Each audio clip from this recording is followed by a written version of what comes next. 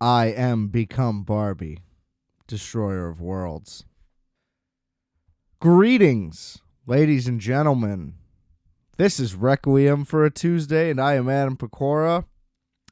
The moment you've all been waiting for is finally here.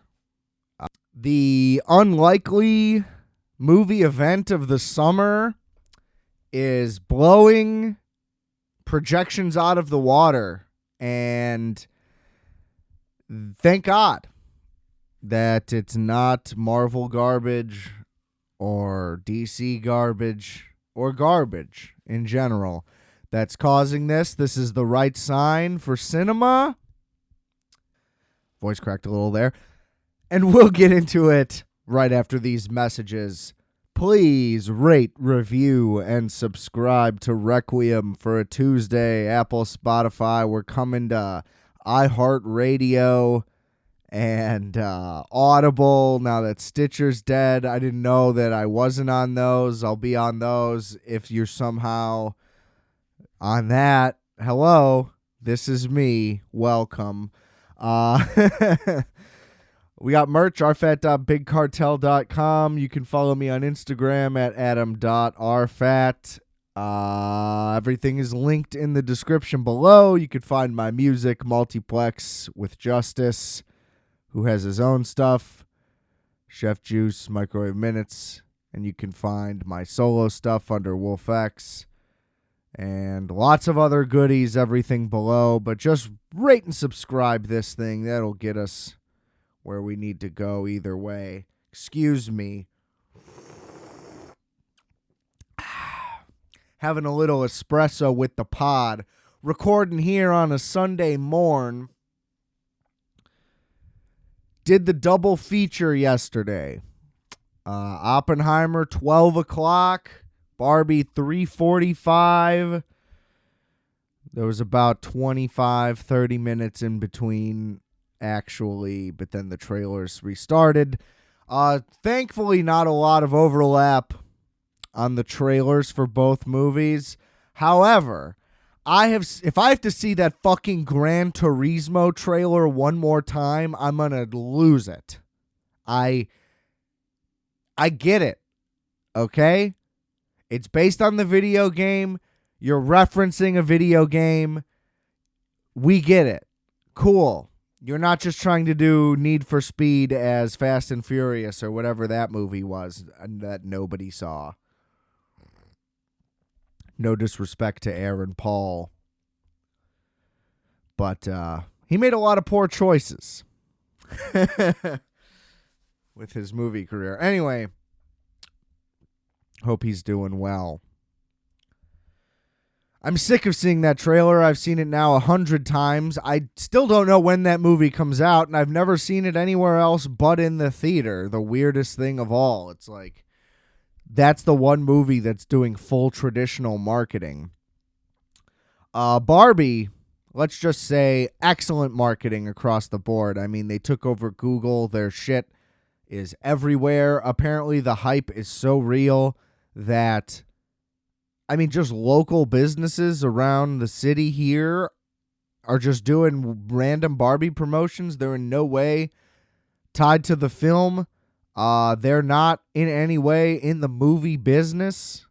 You know, like it's just some bar like Barbie Happy Hour, whatever. Bunch of clothes sales like for Pink and shit. Look, they got a movement going. Good for them. I don't really get it that much. Especially because most people do hate Barbies, as far as I know. Especially if you have a buzz cut as a lady. I don't imagine you're a Barbie fan. Now, maybe that's just speculation, but hey, I'd put money on it, is all I'm saying.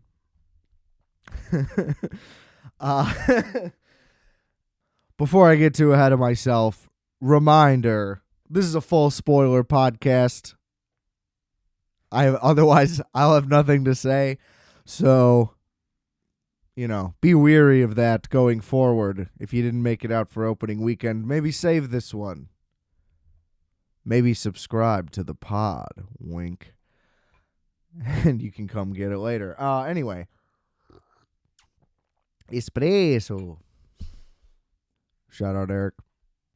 Actually, double side note here, while we're doing shout outs, found out all of a sudden a homie from high school, also a movie lover, of which we had many discussions 10 plus years ago, has had a podcast with some friends for about the same length of time as me, and we both just found out about it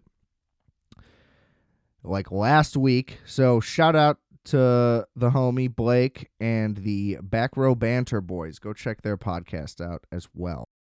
But anyway, I guess my point is really just I don't understand from where all of this hype originated. I guess I also don't really understand the entirety of the Barbenheimer meme. I mean, I get that there is a wild juxtaposition between the movies, like there's no doubt about that. To which I would just say, every summer, a ton of huge blockbuster movies normally always came out, and they were always different movies. Like, this to me feels like every weekend of every summer of my childhood. Like, this would be every week. It'd be like, well, not every week, don't get me wrong. But you know what I mean? A month every year, there would be one of these where it's two huge things coming out. I just don't know how rooted it all is. I don't know how much knowledge needs to go into it or not. Like, I'm not aware if everybody is aware of Nolan's beef with Warner Brothers. So Barbie was intentionally released on the same day after he left and Oppenheimer's release date was announced. Like, I don't know if that all goes into all of this or if I'm just too plugged in. You know what I'm saying? So whatever your reasoning may be, the marketing machine kind of forced me into this. Now, I have been on the record of not being Christopher Nolan's biggest fan. This is not to say that I don't like or even love multiple films of his. As a matter of fact, let's refer to the filmography. So, I mean, following, couldn't get through it, may have just been too young, but still, couldn't have been that great. That, you know, like if I turned it off at one point, it couldn't be so much better now that I'm like, actually, this may be his best film. Like, it's definitely still just mid at best. So we can just pass on that. Memento, this is one of the ones where it doesn't go great. Going in order wasn't the best move for me.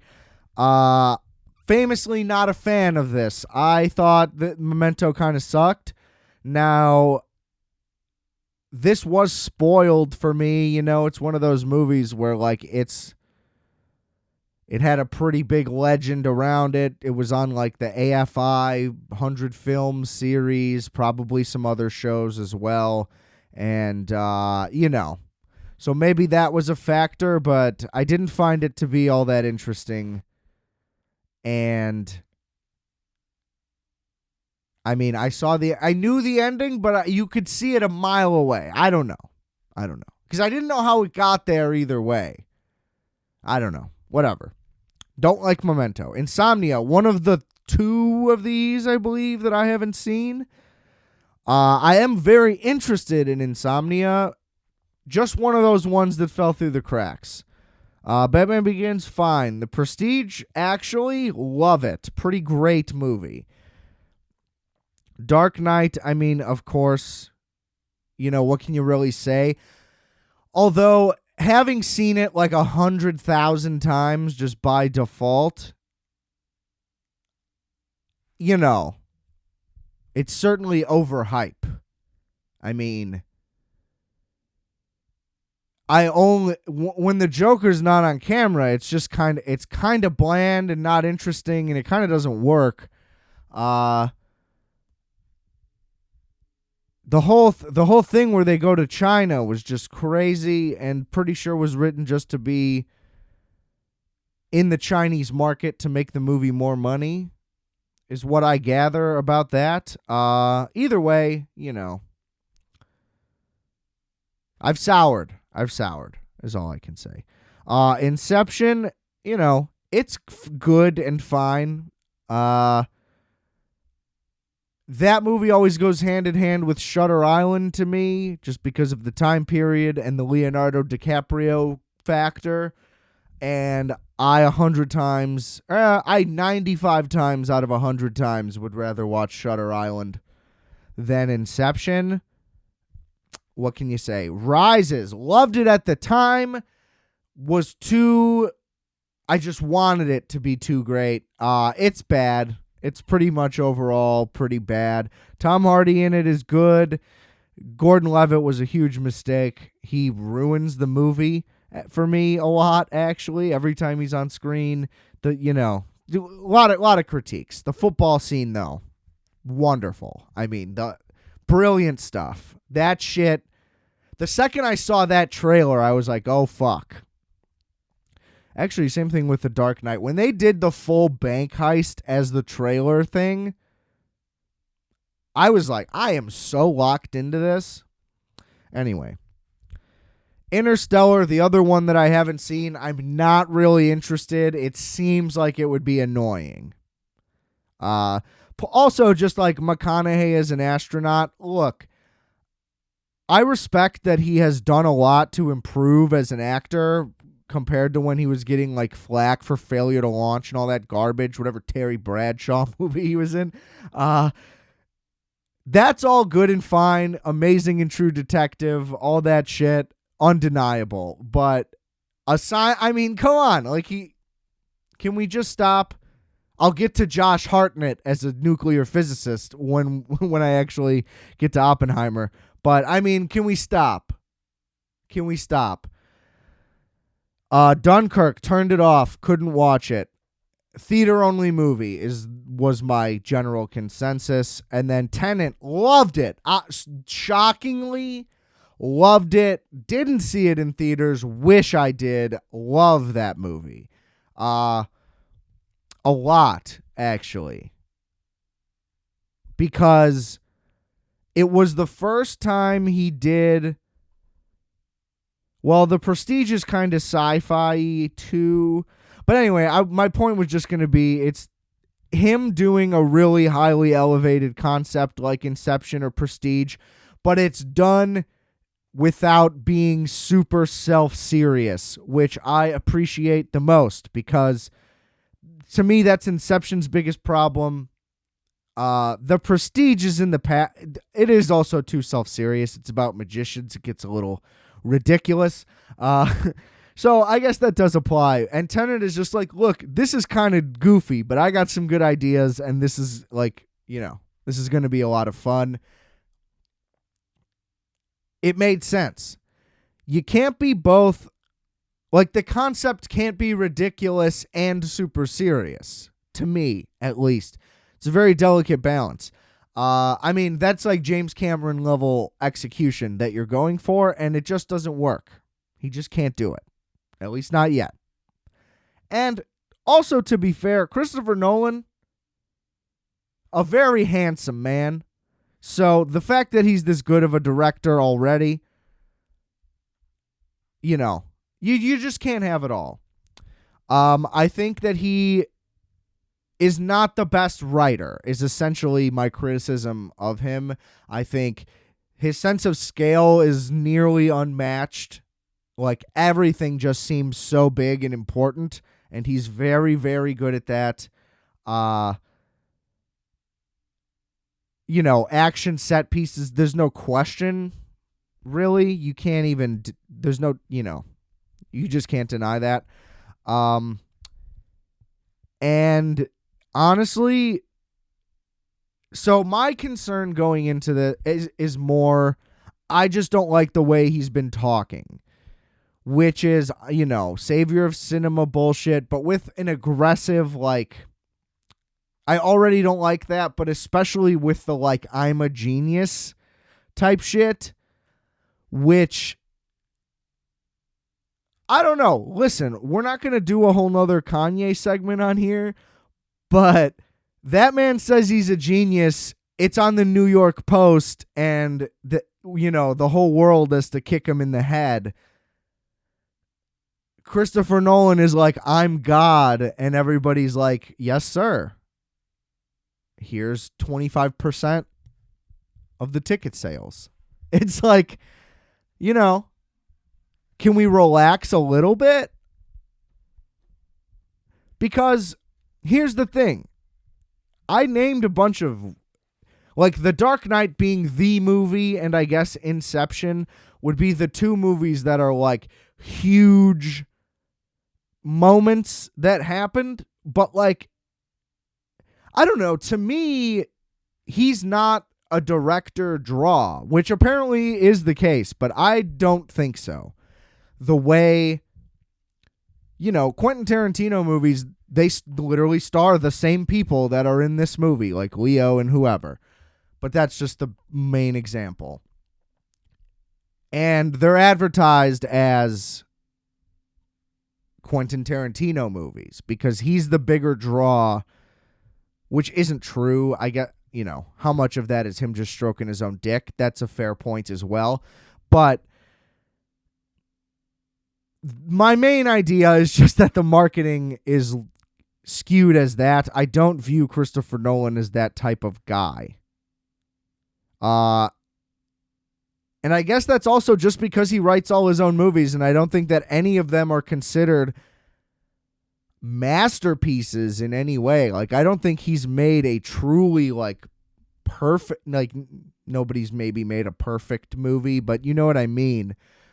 Something that is truly an elite, like, classic movie. I don't think so. Like, The Dark Knight is a classic genre movie that will live on as, probably the greatest comic book movie of all time. Now, who knows how that'll evolve given how many are going to come out going forward. But I don't think you would call it one of the greatest films of the decade. I wouldn't. I don't think it's in, like, I wouldn't compare it to The Social Network in any way. No, those are separate decades. That was a bad point. But you know what I mean. And I also read some things about him being like, oh, there's a lot of parallels to AI and the Manhattan Project. And it's like, no, you're just an asshole. There's no parallels to making a movie to the Manhattan Project. Like, nothing you've ever done in your entire life. Probably, you know what I mean? Like 99.999 repeating % chance that you've never done anything remotely in your life that resembles anything like this.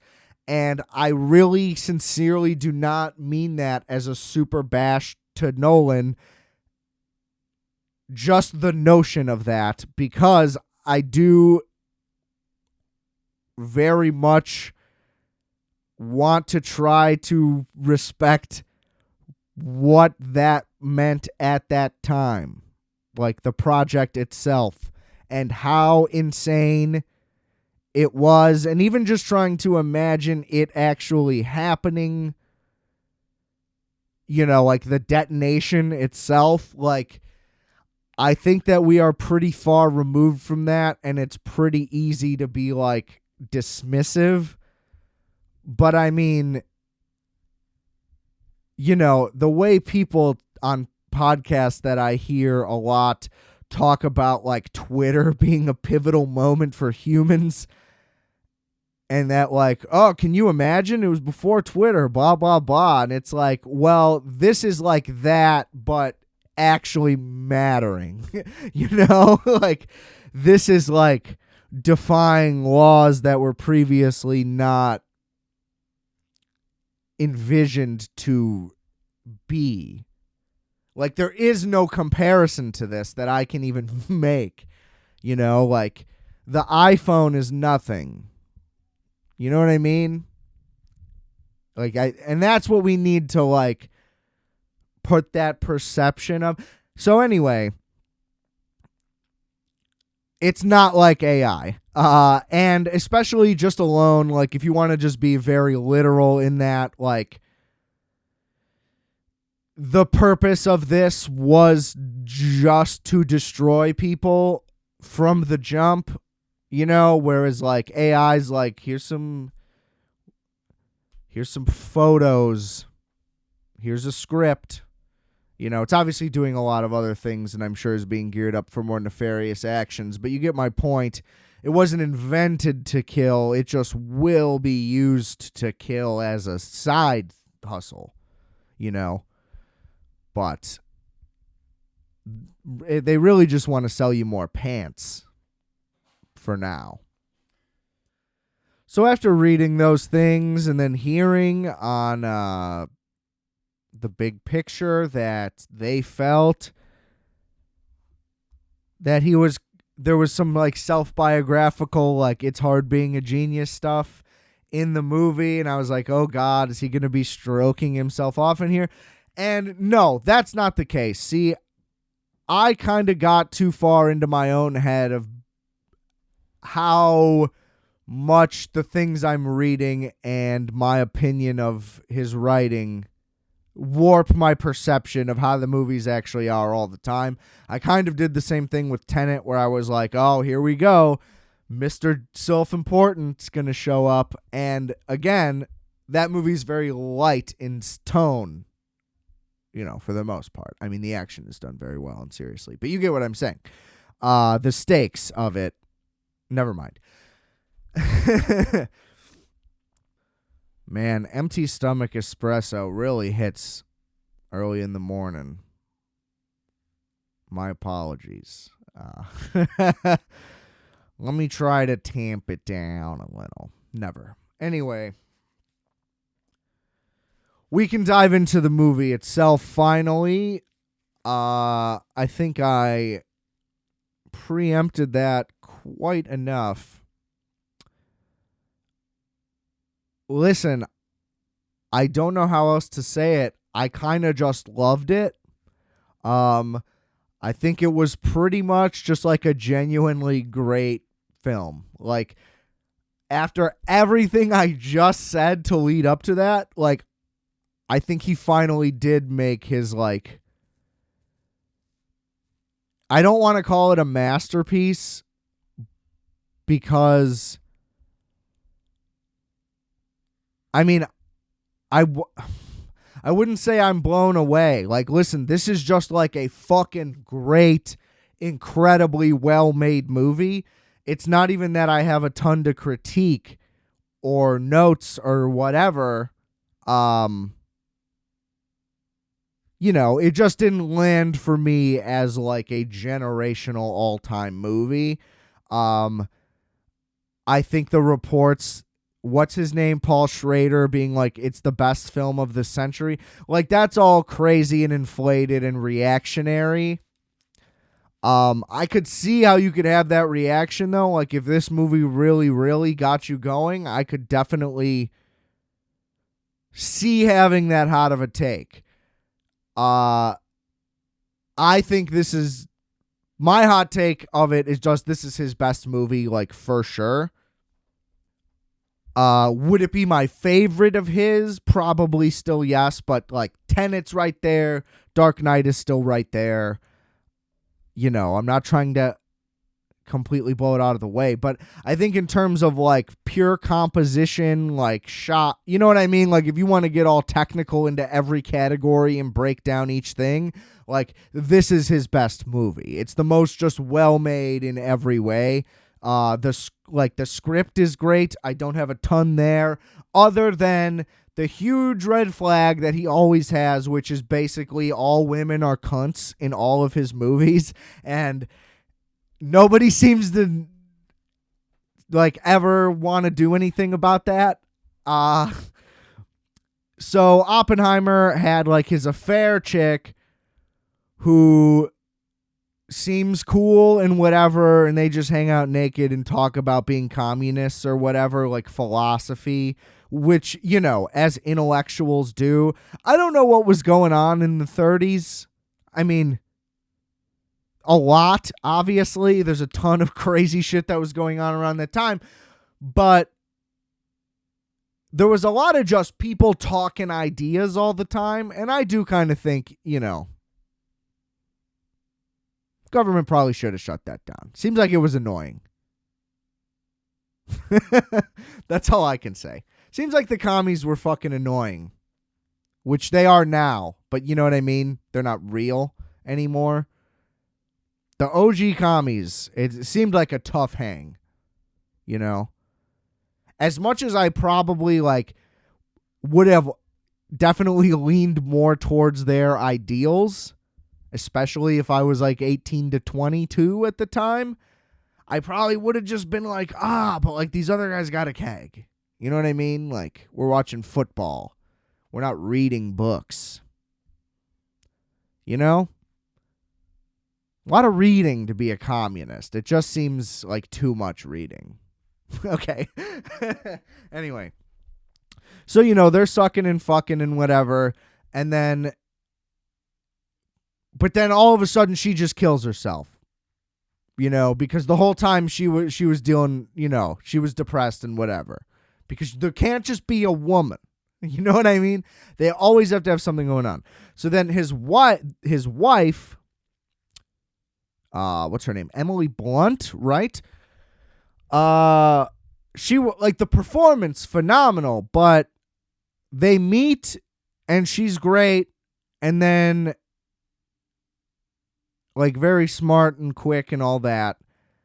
And then he describes her positively many times throughout the film, his wife.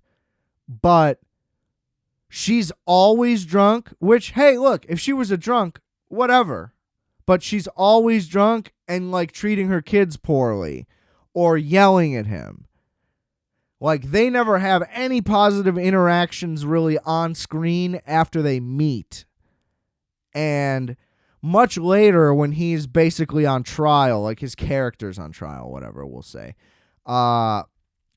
she is technically right and also supportive of him. She stands by his side the whole time. But all she does is go you're going to let them do this to us? It's always geared up, and they never have a moment where she's hey man, you got to defend yourself here. It's always in a nagging and whatever. If you could make the argument yeah, she's drunk and angry, whatever. I get it. But just given the track record of Christopher Nolan's female characters, even if this is somewhat accurate, it's just not a good look, man. Just cut it better. Put in the scenes where she's nice at some point. Because even though she is when she is then interrogated in the thing, she snaps back at the questioning and is shown to be very smart and competent and is doing what she says he should be doing for himself and all that type of stuff.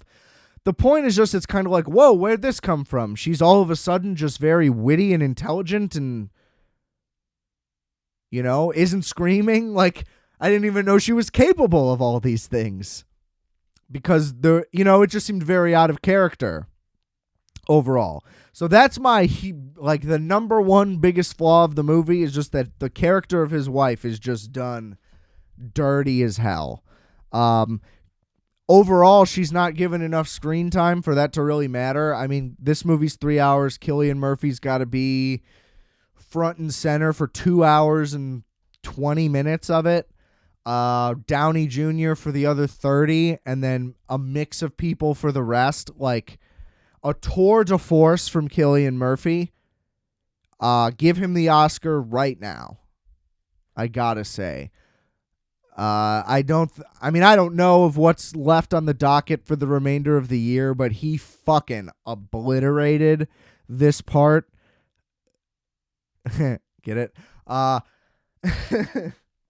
Now, I guess another criticism I have is not with the movie itself, but the reporting of the movie itself, where, they're they did a great job of portraying him thinking and the quantum world through visuals and whatever. They didn't do a ton of that. I mean, there's moments of like music build up while there's close-ups of his face, and like it's just like a lot of pressure. And that stuff works, but I would say overall it shows the anxiety of him more, but I don't think it really showcases inside of his mind that well. Like, I don't know. To me, there was like there's a lot of the Hangover scene where Alan has all the equations coming out of his head. And there's not really. Like, sure, there's some scenes of him like rubbing his eyebrow and stuff, but I don't know. I don't think it necessarily comes across just how brilliant and like what exactly is going on in his head. I don't think that comes across that abundantly clear, but I also think that makes the movie kind of a slog if that happens. And so there's kind of just a lot of discussion. They're just talking a lot to a lot of people about a lot of things. I don't know a fucking thing about theoretical physics or quantum mechanics or any of this type of shit. I couldn't even I can say quantum mechanics, but like I don't even remotely know what that entails in any real way at all. You know? Like I know there's equations. Like, you know what I'm saying? Like I don't know the Wikipedia summary because even that doesn't make any sense to me. So my thinking is like the viewer's never going to understand this. These are all the smartest people in the world at the time, so none of them would ever explain any of this stuff to each other either. Long story short, I do love the way that they discussed and showed the science in the movie because none of us will get it anyway, so it's just more engaging to see how academics interact with one another, frankly. If that makes, any sense at all. I just think there's no way to handle the science. There is no way to show what goes on in those people's mind. Because the way that they express it out anyway is in really long, giant equations that only those other people can read. There just is no way to do it. Now, there are really cool, apparently done practically, cutaways to like little waves and like electrons and like visions in his head, but to me that still doesn't describe or explain any of it very well. Now again, the stuff where it's like to show how much pressure he feels and just how like explosive it is and how brutal it is to just have that much going on in your head. I think when they do it with music and shit, it's awesome. The score in this is awesome. The cinematography the whole time, incredible. That's never a problem with Nolan. I'm not going to try to diss the guy on that. As I said, always great direction, and I think he finally pretty much nailed a script to where, like, again, other than the one character, it was pretty great. Didn't love seeing a lot of Josh Peck. I just can't take him seriously. Not that he did very poorly as an actor or anything. Just doesn't work for me. Ton of great cameos in this. If you even want to call them cameos, I don't know. They're technically playing very important historical figures, but they're cameos, whatever. Yeah, I mean, I wish I had a lot more to say, to be honest. It kind of blew me away how much I liked it. I wish there would have been a little more hands-on viewing of them building the town in the desert. I don't know why. I just would have liked that aesthetically. There's no real reason for it. The Trinity test was breathtaking. Execution, everything about that was amazing to watch. I guess I was curious to see what levels we were going to go with for Nagasaki, Hiroshima. There were none. So don't worry about that. Now, he has visions in this movie that are breathtaking of like the explosion happening like right in front of him, let's say, and him watching like people's face melt and stuff like that. And, it doesn't get too gruesome or anything like that, but it is brought up the aftermath of what happened to people. Last podcast on the left just did a series on the Manhattan Project, so all of this was very fresh in my mind the whole time, and I was like, oh yeah, I kind of knew a lot more of it going in than I ever would have before. So I do think that probably matters a lot, because I think this would have been kind of hard to follow otherwise. It does jump through time quite a bit, especially to post the bomb and his fall from grace, however you want to word it. Basically, he got soft after they dropped the bomb and tried to be like, yo, you guys should never drop a bomb again. Not that he necessarily was soft at any point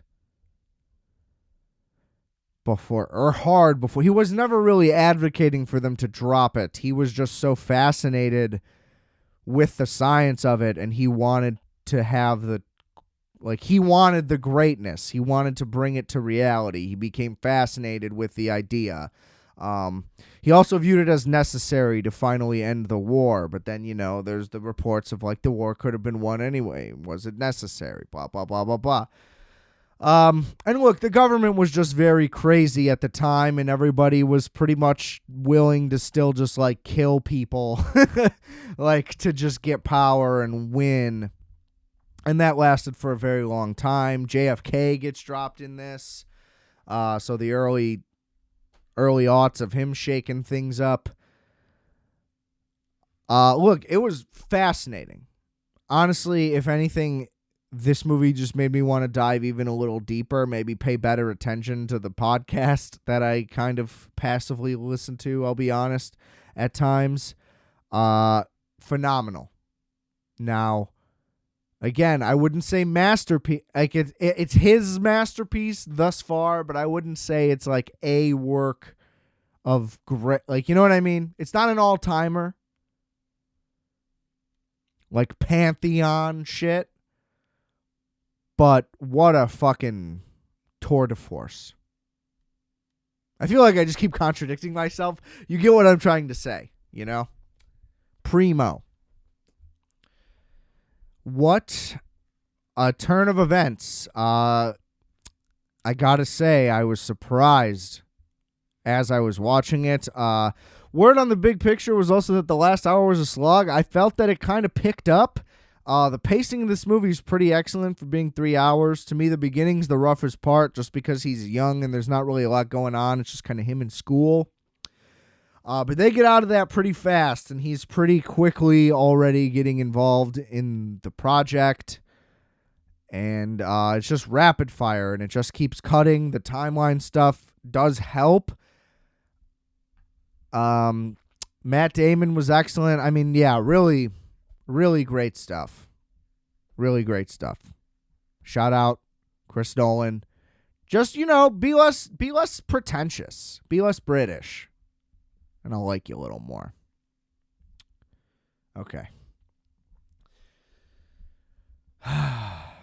On to the next one.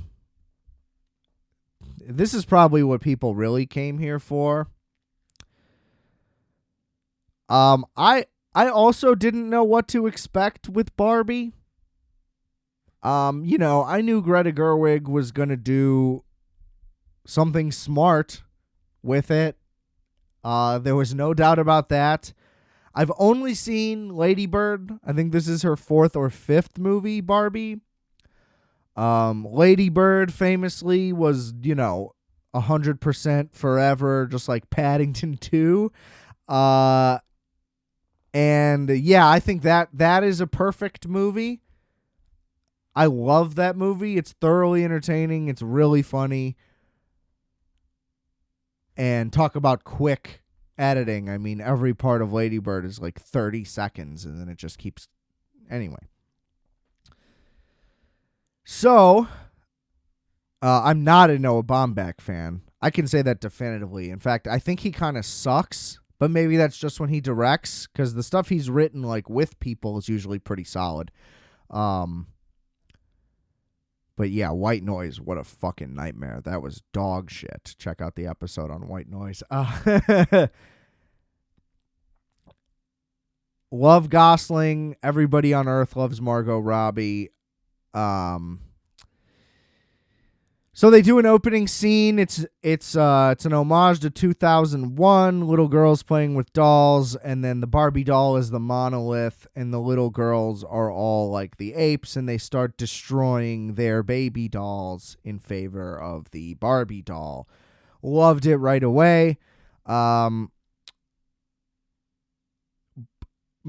Here's the thing. Mattel is obviously a corporation.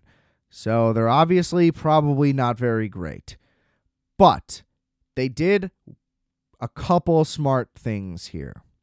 One, and most importantly, they got someone who is a real artist to do something original around their thing. This will always be a formula for success. Well, you can't guarantee everything. Some things aren't going to come out great. But, not that he would be willing to. But, like, if McDonald's got Christopher Nolan to make the Hamburglar movie, it would be a lot more interesting than if they hired the Russo brothers to protect the brand. You know what I'm saying? So, anyway, they let Greta Gerwig do her thing 100%. And that's the only way you're going to get a good movie that's just about some product. So I respect that right away. Now, is this the most perfect thing I've ever seen? No. But if there's a movie about a doll, this is as fucking good as it's going to get, pretty much.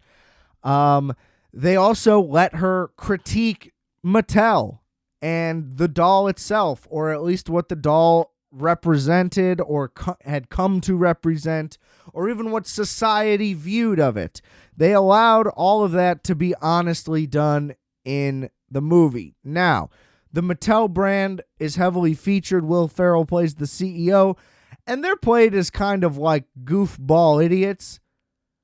They're not portrayed as evil, which kind of a given. But their role in the movie doesn't work for that reason. They don't really have any real motive to be in it. So basically, Barbie, as you saw in the trailer, I'm sure you've seen the trailer, she begins thinking about dying all of a sudden. They live in a Barbie world utopia where everyone's a Barbie. And she has to go to the real world to connect with the person who owns her, because every Barbie in Barbie world is representative of a doll that is owned by someone in real life, whatever. So anyway, they're spotted all over town, and the people at Mattel are like, we have to catch her and put her back in a box before the world finds out, I guess. But they don't do anything or catch her, and nothing really happens, and she just ends up going back on her own. And then they follow her to the Barbie world, and then nothing really happens there. They're used as a metaphor for how all CEOs are all male, and it doesn't make sense that the Barbie, whatever. And yeah, all valid points. I'm just saying functionally for the story, it just doesn't work, as you can hear by my lazy, lackadaisical run through of their role in this. It doesn't function as anything. They're not in the human world for as long as you would think. The movie kind of seems like it's like a fish out of water tale, like the trailer. It's not really that. They kind of just come over. Barbie is sexually harassed and treated poorly, and Ken is kind of treated well for like 10 seconds. And he uses that to discover that like men are not subservient to women as they are in Barbie Land. Whereas in Barbie Land, he's just kind of desperate for her attention, and she kind of doesn't really care about what's going on with him. Anyway, he then comes back and starts a Ken revolution, and they want to take over Barbie Land and have it be like it is in the real world. And then they thwart that plan, to which there was no real stakes or threat of that really happening either. There's just not really any stakes for any of the plot. Now, it is like a childish, kid-friendly plot. It does kind of feel like almost like Good Burger-esque in the storytelling style. I don't really know how else to make that comparison with any type of argument. It just feels that way to me. I don't know. But ultimately, the movie is just like a message to young girls about, hey, be you, and that's cool. And don't let beauty standards and societal standards get in your way.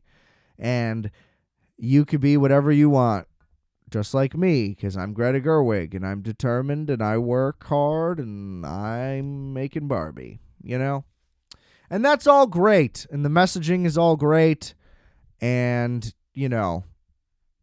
Lady Bird is a more effective movie to show a young girl, I would say, because it does all the same things for that in a much better way, in a much more real way.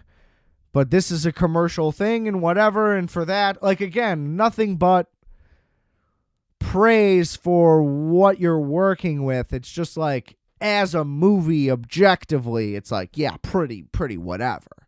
But for being a Barbie movie, it's like, this is the best thing it ever could have been. Michael Cera plays Alan, who is like some weird offshoot of Ken, that whatever. The fact that Ken is treated as like a well-known property is probably the biggest flaw of the movie. He is well-known, but who has one? I've never even seen a Ken doll. I've only heard of Ken dolls as a punchline. So that's kind of a flaw, that Alan becomes the punchline, but hey, Ryan Gosling was great in the movie, whatever. Robbie was great. Again,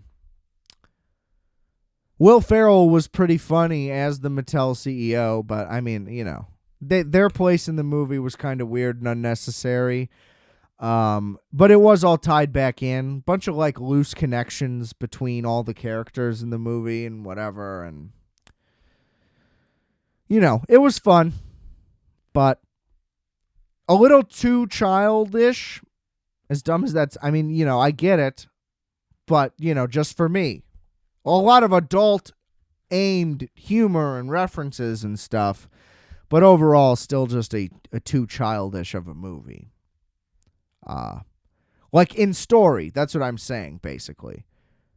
Like all the elements of the plot were just too childish for any of it to have any real stakes, or for it to feel like any of this matters.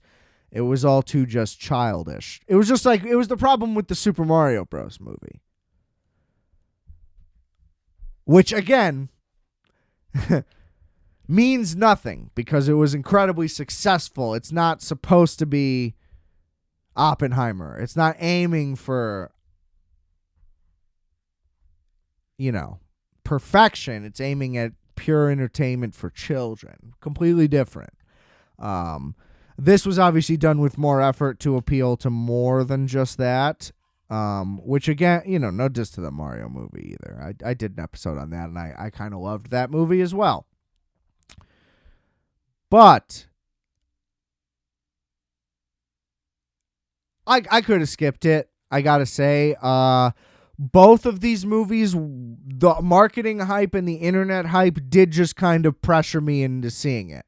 Because I wasn't that interested in Oppenheimer at all, because, again, of I'm admitting now, almost, my too harsh feelings about Christopher Nolan that are a little, like, my views on it are a little more out of touch with reality than I think, or previously thought. But I still don't think that he is the big name draw that, or even in the class that he is in a tier below Tarantino, Fincher, PTA, whatever. Even if it's their 1A and he is in 1B, I just think he is that slight level below them. But again, I'm acting like he makes dog shit movies and everybody is like pretending like they're all the best things ever. They're just slightly worse than the initial reception, and then time usually lends itself well to that anyway. So I think he is kind of accurately whatever. I'm reassessing is my point. But the trailer sucked me in, and then the mounting pressure and consistent press. You just couldn't avoid it, and I just had to do it. Barbie, I was more interested in initially because of the Greta Gerwig factor, and I knew she would do something interesting with it. But yeah, that weirdly was.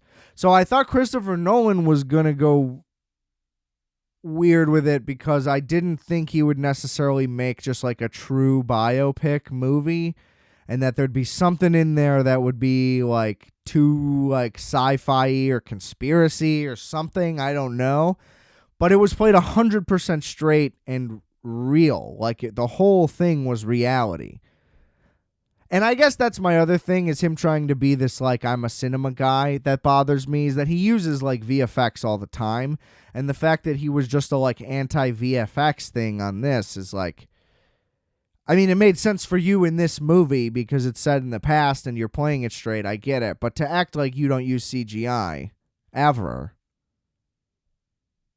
sometimes you need it and you can use it in the right way. I just think being against something like that is dumb. I think being against it when you straight up don't need it, sure, of course. But whatever. So yeah, that just doesn't make sense to me. No, you don't need it for a car chase or what. I agree with all that sentimentality and whatever. It's just a weird hill because like you're only really yelling at other directors and movie people. It's kind of just like, I don't want to hear your problems.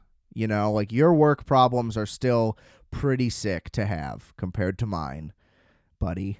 So it's just like, why don't you just shut the fuck up? Like you get to direct $100 million movies. That sounds fucking great. And I would love to do that. I would like to start smaller, but hey, if the offer comes, what can you say? But yeah, so I thought he was going to get weird. Didn't get weird. And then I thought Gerwig would get more weird, and it was less weird, more commercial, but a lot of good stuff in there either way. So just very interesting. Very, very interesting. And I think that since he played it so straight and since he had something to adapt from, it's kind of like he didn't really write an original, like since it's an adaptation. I think he should do more adaptations if he's going to always be writing his own movies. Or I think he should direct something someone else writes. Like even if it were like somebody really high profile. Aaron Sorkin, Christopher. Like if Aaron Sorkin had written this movie, it wouldn't have surprised me at all. So again, except for the woman part. Although, does he have great women, Aaron Sorkin? Not necessarily. I'd have to really think about that, but that's interesting. Like I think maybe that is what could get him to like on a Fincher type scale, like David how often does he write his? Not very. I think he helped write Mank. I didn't really care for Mank very much, frankly. Mankly. Whatever, that's neither here nor there.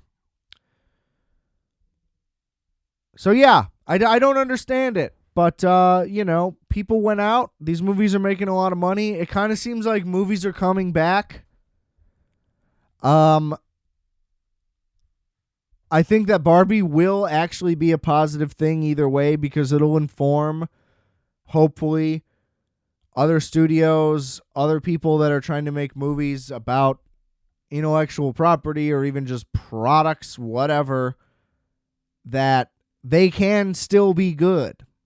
They can still be interesting and original and unique, and we can put a spin on stuff, and we can be meta, and we can be smart, and we can do all these things. And it'll just enhance everything will always just enhance your brand as long as it's just a good fucking movie. I will also add, to close the pod, the Hindus are mad at Oppenheimer. I meant to do this earlier. Because they're fucking when he first says, "I am become death, destroyer of worlds." And they're mad that people would fuck while holding a book. Look, here's what I gotta say. The Christians have really chilled out. Now, they still pop up, and the real ones are always mad about something. You just don't hear it anymore. The media has suppressed it well. Look, man, it's just a fucking book. They're just holding a book. You could just choose to not be mad about that. You know what I mean? Like, you're just like, they're holding a book while they're fucking, and that's offensive. Like, just don't be mad at it. Don't take it personally. It's not personal. It's just a movie. You know? Like, people say Jesus Christ all the time now. That technically means you're going to hell, right? That's in movies all the time.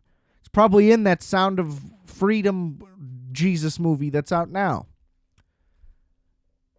You know what I mean? Like, it just doesn't make any sense. So, chill out, Hindus. Isn't that your thing anyway? Being chill? Stick to that.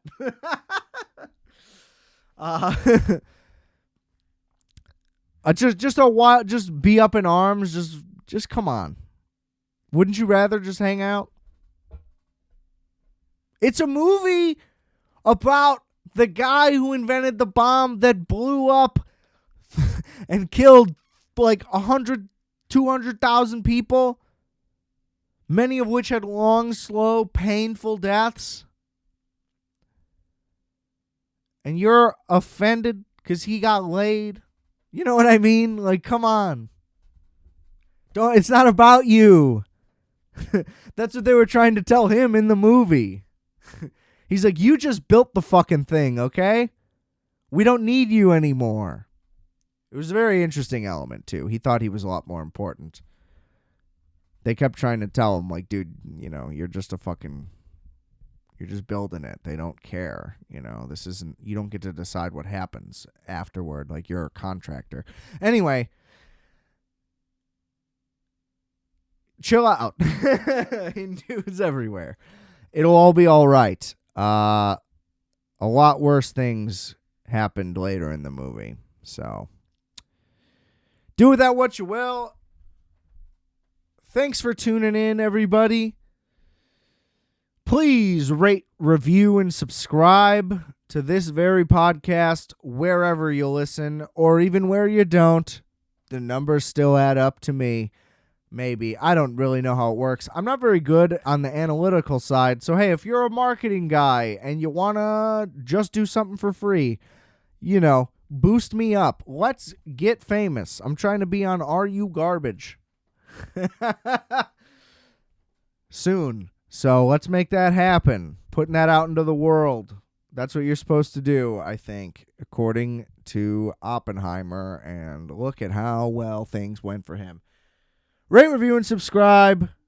Everything's linked in the description below. I'm not going to bring all that stuff back up, but go check all it out. We got lots of goodies.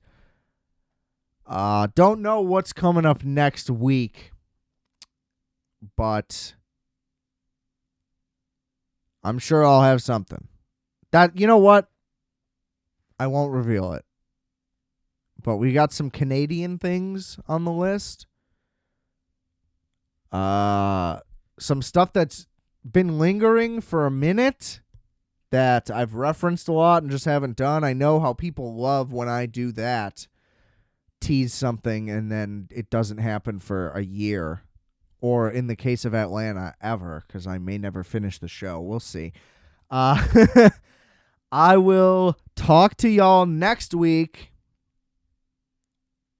It's been a pleasure. Check these movies out. Let me know what you think. But remember,